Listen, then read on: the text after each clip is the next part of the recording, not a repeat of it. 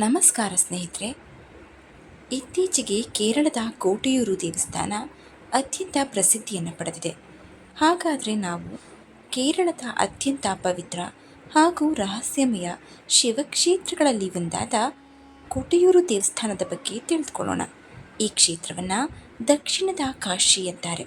ಪ್ರಕೃತಿಯ ಮಡಿಲಿನಲ್ಲಿ ನೆಲೆಸಿರುವ ಈ ಕ್ಷೇತ್ರ ಸಾವಿರಾರು ವರ್ಷಗಳ ಇತಿಹಾಸವನ್ನು ಹೊಂದಿದೆ. ಶಿವ ಮತ್ತು ಸತಿಯ ಕಥೆಯೊಂದಿಗೆ ಸಂಬಂಧ ಹೊಂದಿರುವ ಈ ಪವಿತ್ರ ಕ್ಷೇತ್ರಕ್ಕೆ ಪ್ರತಿ ವರ್ಷ ಲಕ್ಷಾಂತರ ಭಕ್ತರು ಭೇಟಿ ನೀಡ್ತಾರೆ.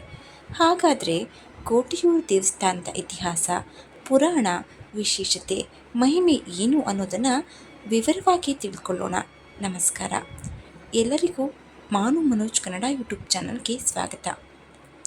ಕೋಟೆಯೂರು ದೇವಸ್ಥಾನ ಕೇರಳ ರಾಜ್ಯದ ಕಣ್ಣೂರು ಜಿಲ್ಲೆಯ ದಟ್ಟ ಕಾಡುಗಳ ಮಧ್ಯೆ ಇದೆ. ಈ ಕ್ಷೇತ್ರದ ಪಕ್ಕದಲ್ಲೇ ಬಾವಲಿ ನದಿ ಹರಿಯುತ್ತೆ. ಪ್ರಕೃತಿಯ ಸೊಬಗು, ಬೆಟ್ಟಗಳು, ಕಾಡುಗಳು, ನದಿಯ ಸಂಗಮದಿಂದ ಈ ಕ್ಷೇತ್ರ ಅತ್ಯಂತ ಆಧ್ಯಾತ್ಮಿಕ ವಾತಾವರಣವನ್ನು ತನ್ನಲ್ಲಿ ಅಡಗಿಸಿಕೊಂಡಿದೆ. ಸ್ನೇಹಿತರೆ, ವಿಶೇಷವಾದ ಶಕ್ತಿಯನ್ನು ಪಡೆದಿರುವಂತಹ ಕೋಟೆಯೂರು ದೇವಸ್ಥಾನ ಅತ್ಯಂತ ಶಕ್ತಿಯುತವಾದ ದೇವಸ್ಥಾನವಾಗಿದೆ. ಹಿಂದೂ ಪುರಾಣಗಳ ಪ್ರಕಾರ ದಕ್ಷ ಮಹಾರಾಜನು ಆಯೋಜಿಸಿದ್ದ ಮಹಾಯಜ್ಞದಲ್ಲಿ ಶಿವನಿಗೆ ಪ್ರವೇಶವಿರಲಿಲ್ಲ, ಅಂದರೆ ಆಹ್ವಾನವಿರಲಿಲ್ಲ. ಆದರೆ ಆತನ ಪತ್ನಿಯಾದ ದಕ್ಷನ ಮಗಳಾದ ಸತಿ ಆ ಯಜ್ಞಕ್ಕೆ ಹೋಗ್ತಾಳೆ. ತಂದೆಯಿಂದನೇ ಅವಮಾನಕ್ಕೊಳಗಾಗ್ತಾಳೆ. ಅದರಲ್ಲೂ ಶಿವನನ್ನು ನಿಂದಿಸಿದ್ದನ್ನು ತಡೆಯಲು ಸಾಧ್ಯವಾಗದೆ ಯಜ್ಞಕುಂಡದಲ್ಲಿ ಆತ್ಮಾರ್ಪಣೆ ಮಾಡಿಕೊಳ್ತಾಳೆ. ಈ ಸುದ್ದಿ ತಿಳಿದ ಶಿವ ಭಾರಿ ಕೋಪವನ್ನು ಮಾಡಿಕೊಳ್ತಾನೆ. ತನ್ನ ಜಟೆಯಿಂದ ವೀರಭದ್ರನನ್ನು ಸೃಷ್ಟಿಸಿ ಯಜ್ಞವನ್ನು ಧ್ವಂಸ ಮಾಡಲು ಕಳಿಸ್ತಾನೆ. ವೀರಭದ್ರನು ದಕ್ಷನ ತಲೆಯನ್ನು ಕತ್ತರಿಸಿ ಯಜ್ಞವನ್ನು ನಾಶ ಮಾಡ್ತಾನೆ. ಈ ಘಟನೆ ನಡೆದ ಪವಿತ್ರ ಸ್ಥಳವೇ ಕೋಟೆಯೂರು ಕ್ಷೇತ್ರ ಅಂತಾರೆ. ಕೋಟೆಯೂರು ಕ್ಷೇತ್ರದ ಮತ್ತೊಂದು ವಿಶೇಷತೆ ಅಂದರೆ ಬ್ರಹ್ಮ, ವಿಷ್ಣು ಮತ್ತು ಶಿವ ದೈವಿಕ ಶಕ್ತಿಯಾಗಿ ನೆಲೆಸಿದ್ದಾರೆ. ಆದ್ದರಿಂದ ಈ ಕ್ಷೇತ್ರವನ್ನು ಅತ್ಯಂತ ಶಕ್ತಿಶಾಲಿ ಕ್ಷೇತ್ರ ಅಂತಾರೆ. ಕೋಟೆಯೂರಿನಲ್ಲಿ ಎರಡು ಪ್ರಮುಖ ದೇವಸ್ಥಾನಗಳಿವೆ: ಇಕ್ಕರೆ ಕೋಟೆಯೂರು ಮತ್ತು ಅಕ್ಕರೆ ಕೋಟೆಯೂರು. ಇಕ್ಕರೆ ಕೋಟೆಯೂರು ಅಂದರೆ ಶಾಶ್ವತವಾಗಿ ತೆರೆದಿರುವಂತಹ ದೇವಸ್ಥಾನ.